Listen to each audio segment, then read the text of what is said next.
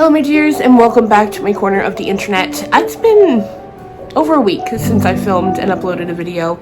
I've been incredibly sick with whatever's going around. It's just awful. But with November coming to an end and December just a couple of days away, I wanted to come tonight and film my November wrap-up video, tell you about everything I read, and then at the end of this video, we'll get into what you can expect for in December here on this channel. So if you're interested in that, stick around.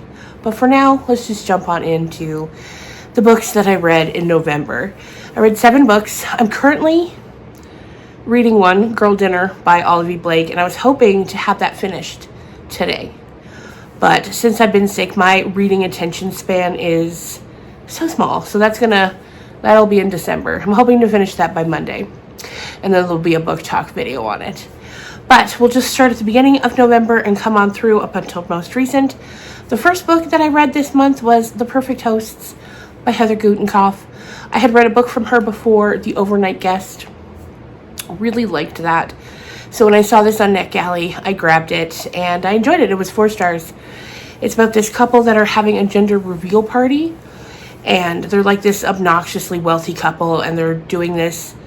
The reveal, how they're doing it is like a gun is going to be shot at a truck, and the truck's going to blow up, or it's not supposed to blow up, but the truck's supposed to like a little explosion, and then the color of the gender is going to come out.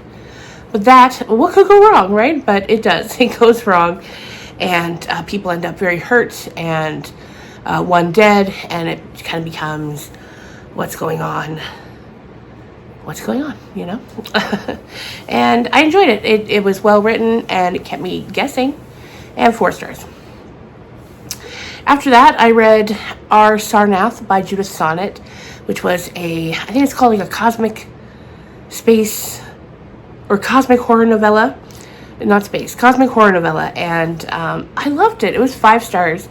It's about these 2 academics who go into the woods together. They're dating, and the man wants to do this sort of ritual where something's going to happen. So the days leading up to their going out of town to this cabin, she's having weird dreams, and as she's supposed to because of what he set into motion.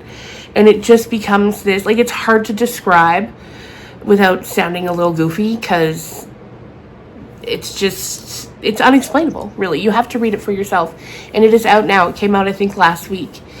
And if you like cosmic horror, it's very Lovecraftian, and which isn't something I normally read a lot of, like cosmic horror. But with Judith, I've read this one and then The Home, and I loved them both. And I think this is a good place if you're looking for something a little different. And it's horror, but it's not scary in that kind of way, you know, in the horror kind of way. If that even makes it, like I said, it's hard to describe. Check it out. 5 stars. Let me grab my book here. After that, I read the Why I Love Horror anthology, and this was another 5 stars. Because first of all, anthologies are hard to rate, because some essays I loved, 5 stars. Some were more like 2, but in the end, I often just give it 5 if there's enough 5-star stories for me. This one had essays from so many of my favorite horror authors. We had Stephen Graham Jones, we had Grady Hendrix, Rachel Harrison, I think Clay McLeod Chapman, Josh Mallerman. Like, the hits just keep on coming with this one. Gabino Iglesias, I loved his. My number 1 in this was the Grady Hendrix story. That one, or not, I guess it's like essays. That one blew me off my feet. I knew I would probably love it because I love him a lot, but out of all of them, I kind of thought the Stephen Graham Jones one would be my favorite. But it was the Grady Hendrix one. So good.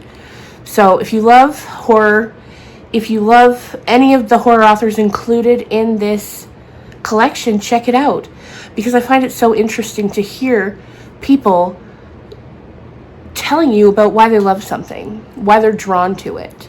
Loved it. After that, we read Plain Ice, speaking of Rachel Harrison, by Rachel Harrison. And this was another 5 stars. It's about this girl who goes home to the house there where she grew up with her sisters and her mom after her mother has died. Her sisters want nothing to do with it. Her father wants nothing to do with it. But she needs answers based on some of the memories from her childhood and the way that her mom abandoned them when they were very young and the way that her father has told her things happened. She needs to go, and she feels like if she goes into this house, she will figure out what happened.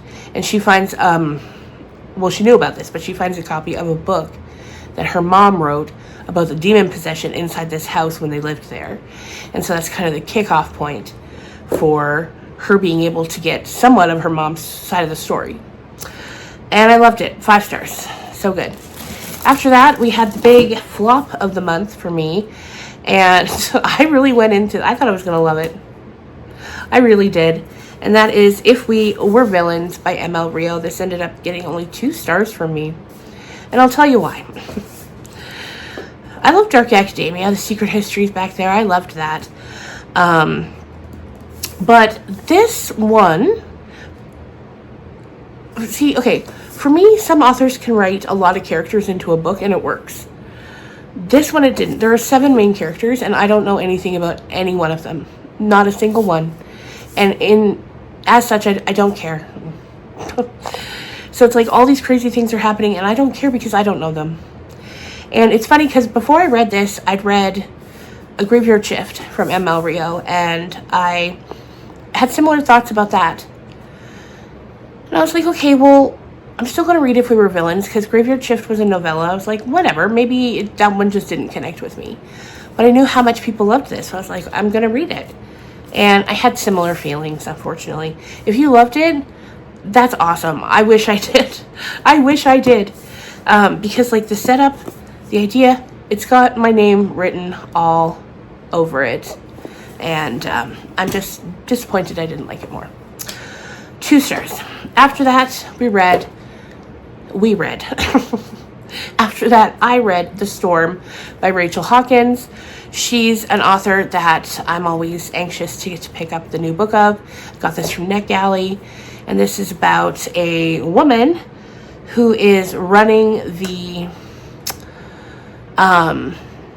beachfront motel that her parents used to own and her grandparents used to own. And a storm is a brewing. It's brewing and it's coming. And also, at the same time, this infamous woman who, like, 40 years ago it was rumored that she murdered her lover on this beach during the last bad storm. And so she's coming here with a ghostwriter to tell her story. And then we see how the woman who owns the motel, her mom, sort of weaves into that story too. And I really enjoyed it. 4 stars. Just a great thriller. I loved the storm as the setting. You know, you're waiting for the storm to come and then it comes. And I thought that was great. And I really, really enjoyed it. Rachel Hawkins, for my money, is always a hit. Always a hit. And then finally, this was the podcast selection book for my podcast with my friend Krista. And that is Home Before Dark by Riley Sager. We both enjoyed it. It's twisty, it's page-turny, it was good in that thriller sort of way. When we were talking about it, the two of us, we got to nitpicking it more than I would on my own. And because of that, I ended up giving it 3 stars. Because so often I'll read these Riley Sager books, have fun with them, and then I'll usually give them 4 stars. But this one, we really kind of sat with it longer and talked about the way that he was writing the women in this book. And we both kind of were like, didn't love that. But that being said, as a book on its own, fast-paced, good twists, really enjoyed it. And it's about this woman whose dad wrote a book about the house being haunted. And so they had lived there for 20 days. When I was reading this, listen, first of all, here's the thing. when I was reading this, the first half, I was like, this is exactly like The Haunting of Hill House, the Mike Flanagan TV show on Netflix. So many similarities. It was getting weird. I was like, and this came out in 2021, and The Haunting of Hill House TV show came out in 2018. So there was way too many similarities. But again, that's only about halfway the book. So I was kind of off-put by that. So anyway, they move into this house for 20 days. They end up leaving in a rush because the place is haunted. And he leaves and writes a book about it.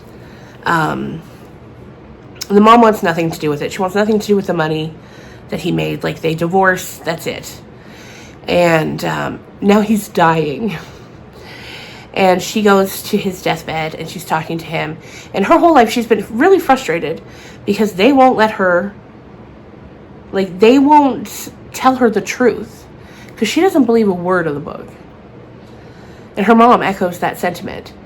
So anyway, she goes to him on his deathbed and he's out of it, and he's like, listen, you have to promise me you don't go back there. It's not safe, not for you. So the book is us finding out what happened in that house. Why isn't it safe for her in particular? And in true Riley Sager fashion, there's a twist. And then you're like, okay. And then he's like, just kidding, here's the twist. And then there's usually like a third one. And you're like, whoa. So I would recommend it. It's fun. But it's not perfect by any means. And there you go, you guys. That is everything I read in November 2025. And now we're on to December. So I'll tell you a bit about what you can expect. Normally, I do traditional Vlogmas here on this channel. A vlog every day. Some book content scattered in. So this year, it's going to be similar. There's going to be lots of vlogs and lots of book content. I can't promise that it's going to be every day. Mainly because with how I'm feeling now and the people in my life who have gotten whatever's going around, it seems to last sometimes 3 to 4 weeks before you're feeling 100%. So I don't want to be like, yeah, it's going to be vlog every day and set myself up for failure and disappoint you guys. So maybe it will be every day. Maybe it will. But maybe not. So we will see. As it stands now, I've been sick for about 7 days. So I'm hoping it eases up soon and then we can carry on with our business. But yeah, in the meantime, there'll still be lots of content. I can say I would probably commit to probably 3 for sure vlogs a week, and then some extra book content. So I hope that sounds good. If you made it this far, leave a Christmas tree in the comments. So I know you are also looking forward to Christmas. And let me know also in the comments what's the best book you read this month. Tell me. I need to know. And maybe I'll read it. And you'll be seeing it in next month's wrap-up video. Because I get so many book recommendations for you guys. And as soon as it's one of you guys, because I take your guys' recommendations very seriously. So when one of you guys is like, oh, you should read this, I'm like, I'm on it. I'm on it. So... yeah. Thank you so much for watching, as always. I appreciate you guys so much. As the year end is coming, I'm getting more sentimental, as always. And I just appreciate you guys so much. Oh, one more thing. There's a new feature on YouTube, especially if you're watching on your phone. If you're on your phone and you scroll down to where the comments should be, you'll see hype as an option. And you can click the hype button. And if you see that, would you click it for me? It's this new feature designed to help push small creators out into the algorithm a bit more. And so like the more hype it gets, the more the algorithm shows it to potential viewers. And I'd love to see what happens if you push it. And when you go down, so you'll see it, hype, you can push it. And then if you kind of scroll over, you'll see the comments as usual. So, thank you. And I'll see you guys again really soon, probably with the Olivia Blake book talk video. Bye.